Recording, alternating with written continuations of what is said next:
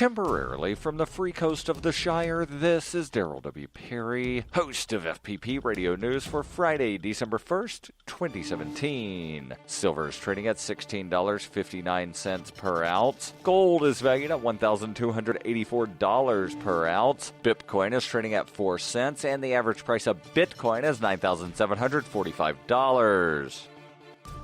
Antiwar.com reports U.S.-led coalition airstrikes in Iraq and Syria over the course of October produced 240 individual instances in which civilian casualties were reported. Air wars documented a substantial number of civilians killed in that time, but it's the end of the month, and that means it's time now for the Pentagon to offer blanket denials and claim none of it happened. Their official reckoning for the month was particularly galling. As of the 240 incidents, they admitted to 5 of them as being credible and dismissed everything else. What does that add up to? 15 dead civilians, according to the Pentagon, over the entire month of U.S. airstrikes, and despite several individual incidents over the course of that month, which killed even well more than that individually. The Pentagon has been consistently undercounting the number of dead civilians throughout the year, and often struggles to admit to even 10% of the deaths documented elsewhere. Though it is routine for them to dismiss the most serious incidents as never having happened, they seem to be increasingly brazen and are now accepting almost no responsibility for the many people they have killed.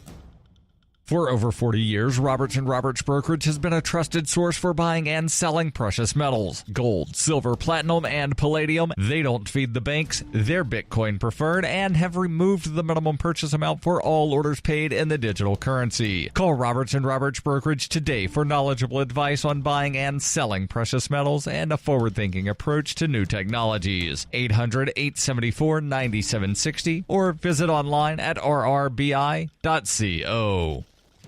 UPI reports a new study suggests that teens fixated on their smartphones experience changes to the brain chemistry that mirror those prompted by addiction. A team of South Korean researchers found kids who compulsively used the internet or fiddled with their phones tended to have increased neurotransmitter activity in the anterior cingulate cortex, a region tied to the brain system of behavior, reward, control of inhibition, and mood regulation. Dr. Christopher Whitlow, an associate professor of radiology at the Wake Forest Substance Addiction and Abuse Center in Winston-Salem, North Carolina, said this particular region is well known to be involved in addiction based upon the modulation of those kinds of behaviors. The authors of the study are showing an effect in part of the circuitry of the brain that's involved in addiction. The research team used a scanning technique called magnetic resonance spectroscopy to evaluate the brains of 19 teenagers diagnosed with internet or smartphone addiction. Researchers used standardized addiction tests to diagnose the teens and judge the severity of their addiction. Questions focused on the extent to which internet or smartphone use affected their daily routine, social life, productivity, sleeping patterns, and emotions. The MRS scans are used to track concentration of biochemicals in the brain and are often used to study changes wrought by brain tumors, stroke, mood disorders, and Alzheimer's. Compared against normal teens, teenagers with an internet or smartphone addiction experienced increased levels in their anterior cingulate cortex of a neurotransmitter called gamma-aminobutyric acid, which inhibits or slows down brain signals, according to the researchers. Whitlow, who is not part of the study team, said the smartphone use alters the function of this key brain area and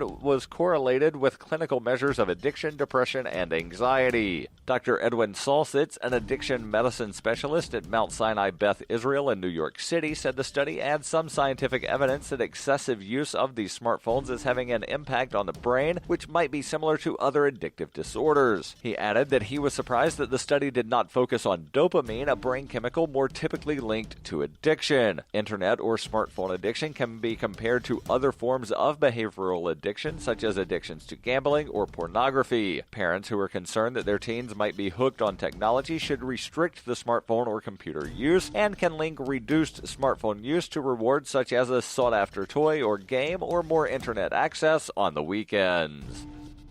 In 2115 New England, there are no borders, no states, and no regulations, yet never has a more peaceful and prosperous place existed. Faced with the prospect of waning power, Mr. Drake intends to replace the anarchy of New England with a government. Anarchy in New England by Joe Jarvis is available from Amazon.com and all major bookstores.